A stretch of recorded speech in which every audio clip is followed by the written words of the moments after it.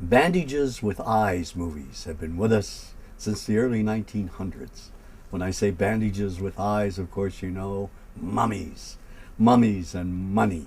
Always money at the box office when we had films showing those evil Egyptians waking up from the dead, coming out of those tombs, cursing the Western archaeologist for daring to enter that tomb.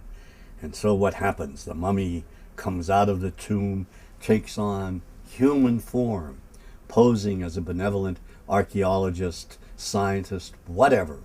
He proceeds to kill innocent people. Yes.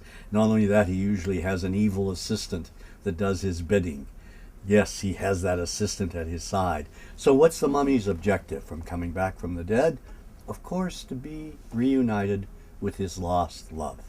And the lost love is almost always the Western heroine. Sometimes she's half Egyptian. Now, if we look at the classic, the mummy film of all time, that's the film we're going to look at now, the Karloff film. I mean, Karloff is absolutely marvelous as the mummy.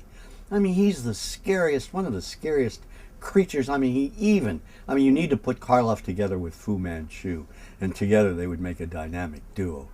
But the scene where the heroine is asleep on the couch and he approaches her, it's classic. It's one of the best ever.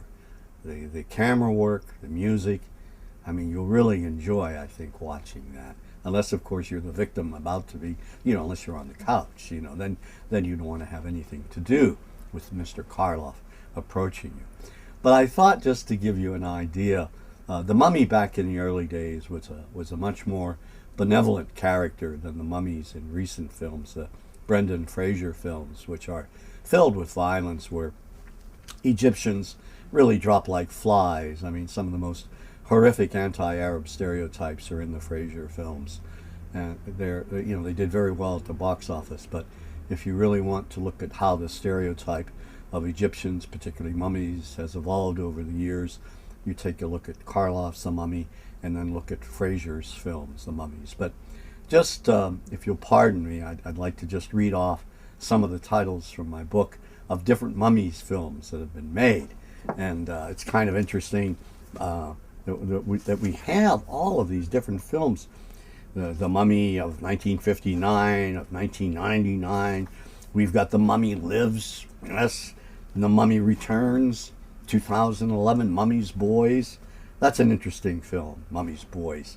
Kind of a funny film. The Mummy's Curse, The Mummy's Hand, The Mummy's Ghost, The Mummy's Revenge, The Mummy's Shroud, The Mummy's This and The Mummy's That.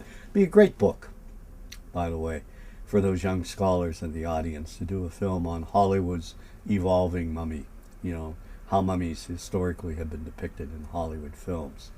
But this is a very good film, I think. I think you'll enjoy watching it in spite of the stereotypes. You have a heroic Arab maiden who's sort of unseen at the very end.